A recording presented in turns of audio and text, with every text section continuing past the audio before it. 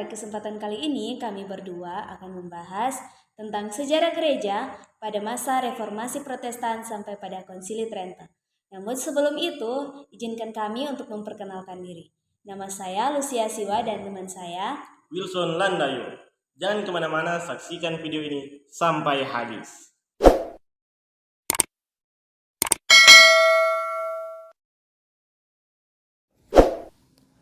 Reformasi Protestan. Reformasi Protestan dipicu oleh kritik terhadap praktek dan doktrin Gereja Katolik Roma pada saat itu. Martin Luther, seorang imam Katolik, menjadi tokoh utama gerakan reformasi ini. Pada tahun 1517, Martin Luther menulis dan menyebarluaskan 95 tesis yang mengkritik penjualan indulgensi oleh Gereja Katolik Roma. Tesis ini menjadi titik awal dari gerakan reformasi Protestan. Luther menyerukan agar gereja kembali kepada kitab suci sebagai otoritas tertinggi dan menentang praktik-praktik yang dianggap tidak sesuai dengan ajaran Alkitab. Beberapa poin utama dari pendapat Martin Luther dalam gerakan reformasi gereja. Pertama, Luther meyakini bahwa pengampunan dosa bukanlah sesuatu yang dapat diperoleh melalui pembayaran uang kepada gereja, tetapi hanya melalui iman yang kuat kepada Tuhan. Yang kedua, Luther mempromosikan penggunaan Alkitab sebagai sumber utama otoritas agama dan mendorong terjemahan Alkitab ke dalam bahasa-bahasa lokal agar dapat diakses. Yang ketiga, Luther menentang perantara antara imam dan santo santa dalam hubungan pribadi antara individu dan Tuhan. Yang keempat, reformasi yang dipimpin oleh Luther mengarah pada pemisahan gereja yang dikenal pada masa sekarang ini sebagai gereja Protestan.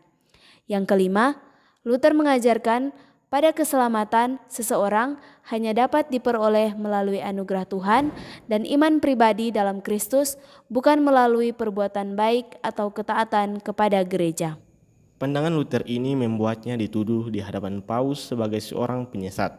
Reformasi Martin Luther dapat berkembang pesat karena mendapat perlindungan dari Raja Frederick, sebab Paus tak berani melawan Raja Frederick dalam hal itu, karena Paus mau mencalonkan Frederick pada pemilihan kaisar pada tahun 1519.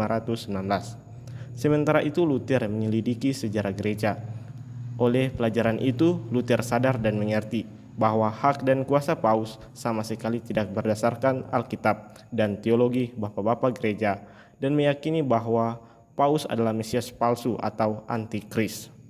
Karena hal-hal yang dipelajarinya itu, timbullah pandangan-pandangan baru pada Luther. Bukan lagi indulgensi sendiri menjadi pokok perhatian Luther, melainkan kuasa Paus, karena Pauslah yang mengesahkan pengadaan indulgensi.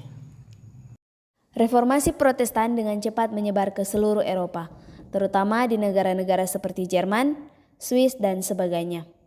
Luther mendapat banyak pengikut yang berpengaruh di segala kota. Bahkan ia dihormati oleh segala golongan dan lapisan masyarakat, sebagai pahlawan bangsa yang berani menentang kuasa Paus.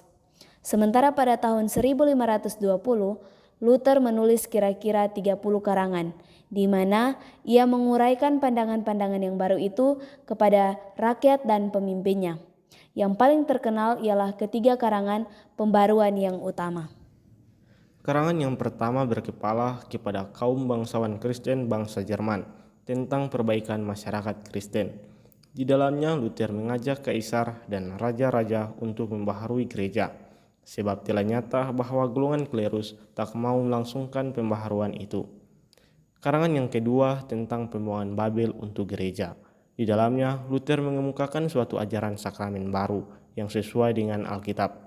Sebab dari ketujuh sakramen gereja Roma hanya mengaku 3 yang berpangkal pada Injil Tuhan, yakni baptisan, perjamuan kudus, dan pengakuan dosa. Dan tentang yang ketiga itu ia masih bimbang. Sedangkan yang ketiga bersaksi tentang pendapat baru Luther dengan seindah-indahnya. Kepalanya ialah tentang kebebasan orang Kristen. Tetapi sebetulnya lebih tepat kalau disebut hanya oleh iman saja atau sola fide. Ketiga karangan itu asik dibaca oleh banyak orang, sehingga dalam beberapa bulan saja haruslah dicetak berulang-ulang, dan di luar Jerman karangan-karangan itu disiarkan kemana-mana. Pada tahun 1520, keluarlah bula atau surat resmi dari Paus. Jikalau Luther tak mau menarik kembali ajarannya yang sesat itu, ia akan dijatuhi hukuman oleh gereja. Namun, Luther membalas bula itu dengan karangan yang berjudul Melawan yang Terkutuk dari si Antikris. Lalu, bula itu dibakarnya di muka pintu kota Wittenberg, sehingga umat Kristen di Jerman tidak lagi menantikan putusan akhir dari Roma, melainkan dari raja-raja dalam persidangannya. Hal itu membuat Karel kelima terpaksa mengadakan suatu sidang kekaisaran. Walaupun ia sendiri tidak suka, rakyat Jerman menghormati Luther selaku pahlawannya. Pada 26 Mei, ia mengeluarkan Edict Worms, di mana Luther dengan para pengikutnya dikucilkan dari masyarakat dengan kutuk negara. Segala karangan Luther pun harus dibakar. Ia sendiri boleh ditangkap atau dibunuh oleh siapa saja yang menemui dia. Hal itu membuat Luther dilarikan dan dibawa ke dalam Puri Wartburg oleh Frederick yang hendak meluputkan sahabatnya itu dari bahaya maut. Sementara Luther berada di Wartburg, reformasi diancam oleh bahaya baru. Banyak orang salah mengerti kebebasan yang dikotbahkan oleh Luther. Bagi Luther, kebebasan itu bahwa manusia dilepaskan dari kuk Taurat, sehingga ia dapat menyerahkan diri dengan rela hati kepada Tuhan dan mengabdi kepada Dia. Tetapi tak sedikit pengikutnya yang memandang kebebasan itu secara negatif saja, yaitu kebebasan dari rupa-rupa kebiasaan antara aturan Romawi, sehingga mereka merasa perlu merencanakan berbagai syarat baru. Dengan demikian, mereka takluk lagi kepada suatu Taurat baru, dan rahmat Injil yang memerdekakan itu kurang dipahaminya. Itulah sebabnya pada tahun-tahun yang berikut, Luther terpaksa menceraikan dirinya dari beberapa golongan yang mengacaukan tujuannya. 10 bulan lamanya Luther tinggal di Wartburg. Pada waktu itu, pengikut-pengikut Luther di Wartburg mulai mewujudkan ajaran baru itu dalam praktek. Pemukanya ialah guru besar Karl Stark. Akan tetapi, segera jemaat diharu-birukan oleh kedatangan para nabi yang menolak kuasa Alkitab dan hanya berdasar kepada terang batin dan penglihatannya sendiri saja. Karl Stark terus dipengaruhinya, sehingga pada bulan Februari 1522, rakyat tak dapat ditahan lagi. Mereka menyerbu gedung-gedung gereja, lalu memusnahkan mesbah-mesbah, salib-salib dan patung-patung. Sebab itu, Luther memutuskan untuk kembali ke Wittenberg pada bulan Maret 1522 dan menasihati jemaat sampai mereka mulai menyesali kepanasan hatinya. Makin lama makin terang bahwa jalan dan tujuan Karlstadt dan nabi-nabi yang fanatik dan mengadakan hura-hura sangat berbeda dengan maksud dan cita-cita Luther. Karlstadt hidup mengembara dan akhirnya meninggal di Basel. Thomas Müntzer menjadi penganjur ini. Dia seorang yang jauh lebih radikal lagi, sehingga pada tahun 1524 dan 1525, Luther merasa perlu menceraikan dirinya dengan terang-terangan daripadanya. Luther sama sekali menolak pandangan dan cita-cita Müntzer. Pada akhirnya Müntzer ditangkap dan dibunuh. Pada tahun 1525, pecahlah pemberontakan besar dari kaum petani yang tak mau ditindas lagi. Baik petani Katolik Roma maupun petani yang mengikut Luther mengangkat senjata, sebab mereka salah mengerti khotbah Luther tentang kebebasan tiap-tiap orang Kristen, sehingga menyangka bahwa Luther akan membantu mereka. Tetapi Luther kurang memperhatikan kebutuhan sosial, sehingga banyak rakyat merasa kecewa lalu membelakangi Luther. Luther sendiri pun kecewa dan mengerti bahwa ia tak boleh bersandar pada rakyat jelata. Mula-mula Erasmus menaruh simpati benar terhadap Luther karena keberaniannya memberantas keburukan-keburukan gereja. Tetapi karena adanya perjuangan pena, golongan humanis terbagi dua, yang mengikuti Luther menjadi Injili, tetapi yang mempertahankan pokok humanisme seperti Erasmus tetaplah penganut agama Katolik Roma. Usaha Zwingli. Banyak pemimpin gereja dan masyarakat pada saat itu menyambut gerakan reformasi ini dengan baik. Salah satunya Ulrich Zwingli. Sebagai lanjutan dari reformasi Luther, timbullah gerakan pembaharuan di Swiss yang digerakkan oleh Zwingli. Ulrich Zwingli menambahkan beberapa hal yang sangat penting yang kurang diperhatikan Luther, yaitu kesadaran teokratis yang lebih kuat dan radikal, perubahan dan pembaharuan bentuk-bentuk gereja, pelaksanaan semangat Injil di lapangan sosial, sikap aktif terhadap politik. Zwingli mulai memihak kepada Luther dengan pembaharuannya semenjak debat di Leipzig 1519. Pada tahun 1520, Zwingli mulai mempropagandakan berbagai pembaharuan. Sebab karena itu, ia sangat mementingkan kemajuan bangsanya dan soal-soal politik. Maka pertama-tama ia melawan kebiasaan pemuda-pemuda Swiss untuk masuk dinas militer raja-raja luar negeri selaku pasukan sewaan. Lalu Zwingli menyerang rupa-rupa adat dan syariat gereja Roma, misalnya undang-undang paus, selibat, dan sebagainya. Penganut-penganut imam yang lama memang menentang Zwingli. Oleh sebab itu, Dewan Kota mengadakan suatu debat umum atas ikhtiar dan desakan Zwingli pada 29 Januari 1523 di Zurich. Dalam pertemuan itu, Zwingli membentangkan acara pembaharuannya dengan membela dan menguraikan 67 dalil. Akibatnya, ialah Dewan Kota berpesan kepada segala pengkhotbah, supaya mulai pada waktu itu hanya Injil sejati saja boleh dikabarkan. Tetapi sayangnya, anasir-anasir radikal merebut kuasa, sehingga timbullah huru-hara besar sama seperti di Whitburn. Rakyat memasuki gedung-gedung gereja dan menghancurkan semua patung. Pada bulan Oktober 1532 diadakan debat yang kedua, yang akibatnya ialah Dewan Kota menyuruh mengeluarkan segala salib, mesbah, patung dan orgiel dari gedung-gedung gereja. Misa sama sekali dihentikan dengan kebaktian sederhana yang mulai lazim dan biasa dalam gereja Calvinis. Dalam hal itu, ia telah nyatalah perbedaan antara Lutheranisme dan Calvinisme. Keadaan reformasi di Swiss pada tahun 1929 berkembang dengan pesat.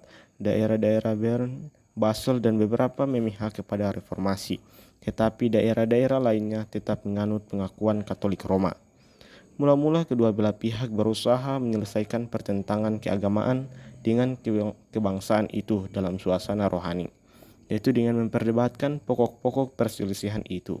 Tetapi akhirnya daerah-daerah Katolik Roma berserikat, sehingga daerah-daerah Injili terpaksa berbuat begitu juga. Pada tahun 1529, hampir-hampir pecah perang saudara. Sebelumnya pada tahun 1527 terjadi pertengkaran antara Luther dan Zwingli tentang perjamuan kudus. Zwingli memiliki pemahaman bahwa perjamuan kudus harus diartikan secara kiasan atau lambang saja. Luther marah dan tidak setuju dengan tafsiran itu. Ia mempertahankan bahwa roti dan anggur itu benar-benar mengandung tubuh dan darah Kristus. Golongan-golongan orang baptis. Semenjak tahun 1520, timbul gerakan rohani yang di samping reformasi Luther dan Zwingli. Gerakan ketiga ini yang mendapat banyak pengikut, yaitu gerakan orang baptis atau Anabaptis. Golongan ini bersangkut paut dengan kaum fanatik yang mengharu-birukan Whitburn. Kaum fanatik menaruh manusia kembali di bawah Taurat dan ajaran dibuat sebagai pusat agama Kristen. Tetapi dengan mereka cenderung pada ajaran abad pertengahan. Gerakan baptis sebenarnya bukan cabang pembaharuan gereja, karena dalam gerakannya itu ditemui rupa-rupa pandangan dan tujuan yang lain. Pokok yang terpenting dari gerakan itu, mereka mau membentuk suatu jemaat tanpa cacat atau kerut. Bagi orang baptis, kekudusan itu bukanlah karunia Kristus, melainkan tugas manusia yang beriman. Kekudusan dikerjakannya dengan menggenapi segala hukum Tuhan, teristimewa segala syariat untuk hidup Kristen yang terpapar dalam khotbah Yesus di bukit, yang dianggap seperti kitab undang-undang. Orang baptis menolak gereja negara dan gereja rakyat, baik yang Katolik Roma maupun yang Protestan. Itulah sebabnya mereka menolak baptisan anak-anak yang mengatakan bahwa rahmat Allah adalah pendahulu dan dasar iman. Baptisan yang diberi kepada orang dewasa saja tentulah mengutamakan manusia yang harus mengusahakan iman dahulu, barulah dipandang layak menerima tanda belas kasih Allah. Sebab itu, baptisan orang akil baling menjadi tanda dan syarat mutlak dari segala sekta yang bersifat Taurat. Karena baptisan anak-anak ditolak, maka mereka dihambat oleh semua pemerintah, baik yang Katolik Roma maupun yang Injili, terutama dari tahun 1525 sampai 1530. Banyak orang baptis yang dihalaukan dari tempat kediaman, banyak yang dipenjara, dan tak sedikit pula yang dihukum mati. Calvin 1509 sampai 1564. Yohanes Calvin merupakan reformator dari Geneva. Ia lahir di Noyon, Prancis 10 Juli 1509. Calvin lebih muda 26 tahun dari Luther. Ia adalah generasi kedua dari reformis, tidak seperti reformis pertama. Calvin bukanlah seorang biarawan, bukan pula imam. Pada tahun semasa menetap di Basel, pada tahun 1535, Calvin menyelesaikan kitabnya yang berjudul Pengajaran Agama Kristen. Dalam karyanya itu, ia mengajarkan bahwa gereja pada hakikatnya adalah tidak kelihatan. Pada tahun 1536, kitab itu diterbitkan dan menjadi dogmatik reformasi yang paling masyhur di seluruh dunia. Calvin terus memulai tata gereja yang baru. Pada tahun 1541 juga sudah dikeluarkan peraturan-peraturan gereja. Pusat kepercayaan Calvin tidak lain daripada pusat kepercayaan Luther, yakni pembenaran orang berdosa karena Yesus Kristus, hanyalah oleh iman saja. Senantiasa Calvin sangat menghormati Luther sebagai gurunya. Bagi Calvin, Luther adalah seorang pembaru gereja yang jauh lebih tinggi daripada Zwingli. Tetapi pada pihak lain, Calvin lebih mendekati Zwingli dalam mengutamakan ajaran predestinasi, yaitu keyakinan bahwa hal kita percaya atau tidak percaya semata-mata akibat dari takdir Allah yang kekal. Pokok-pokok pemikiran teologis Calvin. Yang pertama, kitab suci adalah sumber utama iman Kristen. Yang kedua, Roh Kudus juga mengaktualkan kesaksian Alkitab perihal Kristus sehingga para pembacanya memahami.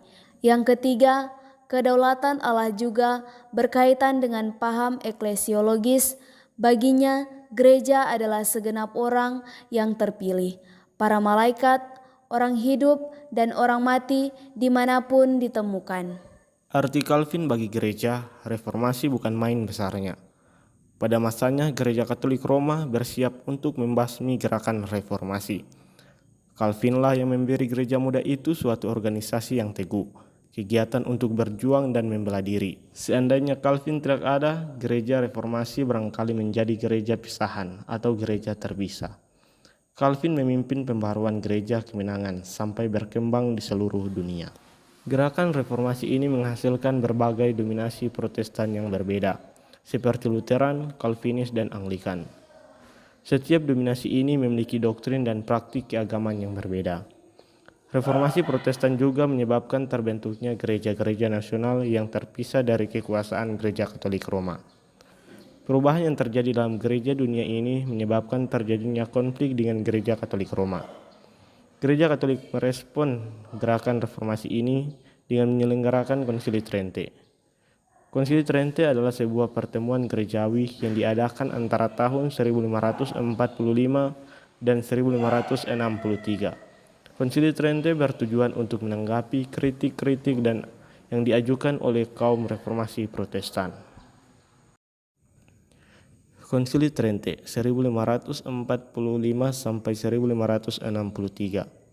Kesadaran akan sebuah konsili sungguh-sungguh menjadi kenyataan setelah 30 tahun terjadinya perpisahan dalam tahap awal dengan Gereja Roma. Mengadakan suatu konsili yang dapat mendamaikan pertentangan-pertentangan di Jerman sudah lama didesak oleh Karel V, Tetapi karena Paus bermusuhan dengan Kaisar di lapangan politik, konsili itu tertunda-tunda. Akhirnya Paus menyetujui dan pada tahun 1545 berhimpunlah suatu sinode besar di Trente. Sejarah konsili Trente ini sangat panjang sekali. Pada tahun 1547, Paus memindahkannya ke Bologna, Italia, di daerahnya sendiri, sampai tahun 1549. Dari tahun 1551 hingga 1552, mereka berkumpul lagi di Trente, dan lagi satu kali dari tahun 1562 sampai 1563. Perselisihan antara Paus dan Kaisar menjadi suatu rintangan besar bagi perundingan-perundingan. Tetapi sejak konsili Trente, sinode atau konsili hanya menjadi badan penasihat bagi wakil Kristus di bumi ini. Semenjak konsili Trente, Gereja Katolik Roma bersiap untuk mengangkat perang melawan kaum Protestan. Tetapi untuk melangsungkan peperangan yang demikian, belum cukup hanya dengan mengungkapkan resolusi-resolusi suatu sinode saja, tetapi dibutuhkan orang yang mau menyumbangkan segala tenaganya kepada kuasa dan kebesaran gerejanya, sambil mengorbankan segenap dirinya untuk mencapai terlaksana cita-cita itu. Gereja Katolik Roma telah beroleh pahlawan-pahlawan yang demikian atas jasa Ignatius dari Loyola yang mendirikan Ordo Yesuit. Yohanes Calvin dan Ignatius de Loyola hidup dalam waktu yang sama. Mereka itu seimbang dalam perjuangan gereja lawannya untuk membela gerejanya sendiri. Arti mereka dalam gerejanya masing-masing adalah sama. Akan tetapi, perbedaan antara kedua orang ini lebih besar lagi. Pertikaian antara pihak Katolik Roma dan Reformasi mustahil terbebas hanya pada lapangan gereja saja, dengan tidak menular ke lapangan politik.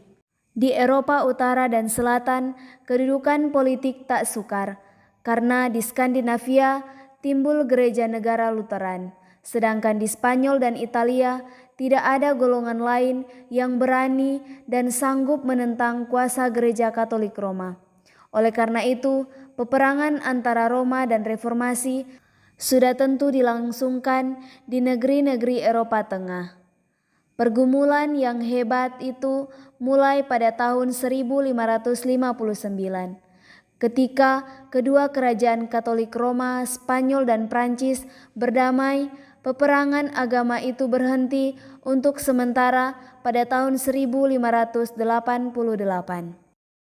Konsili Trente yang diprakarsai oleh Paus Paulus ketiga membahas masalah-masalah korupsi gerejawi tertentu seperti simoni, ketidakhadiran, nepotisme, diadakannya banyak jabatan gereja oleh satu orang, dan penyalahgunaan lainnya. Selanjutnya, ditegaskan kembali praktik dan doktrin tradisional gereja, misalnya konstitusi uskup, selibat, klerikal, 7 sakramen, stansubstansiasi atau keyakinan bahwa selama misa, roti dan anggur yang dikuduskan benar-benar menjadi tubuh dan darah Kristus. Pemujaan relikwi, ikon, dan orang-orang kudus, terutama perawan Maria yang terberkati. Perlunya iman dan karya yang baik untuk keselamatan, keberadaan api penyucian, dan penerbitan. Tetapi bukan penjualan indulgensi. Semua keberatan dan perubahan doktrinal Protestan ditolak tanpa kompromi. Konsili selanjutnya menumbuhkan minat dalam pendidikan bagi para pastor paroki untuk meningkatkan pelayanan pastoral. Uskup Agung Milan Saint Charles Borromeo memberi contoh dengan mengunjungi paroki-paroki yang paling terpencil dan menanamkan standar yang tinggi. Konsili Trente menghasilkan doktrin baru yang diadopsi oleh Gereja Katolik Roma. Beberapa doktrin ini antara lain mengenai pembenaran, sakramen, dan pengajaran gereja.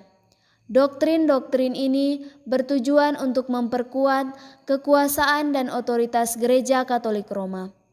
Konsili Trente juga menyebabkan terjadinya usaha-usaha untuk memerangi kembali penyebaran gerakan reformasi Protestan. Oke teman-teman, itulah video singkat kami tentang sejarah gereja pada masa reformasi Protestan sampai pada Konsili Trente. Oke teman-teman, apabila ada kesalahan dalam video kami mohon maaf dan see you di next video guys. Jangan lupa komennya. Jangan lupa di-share.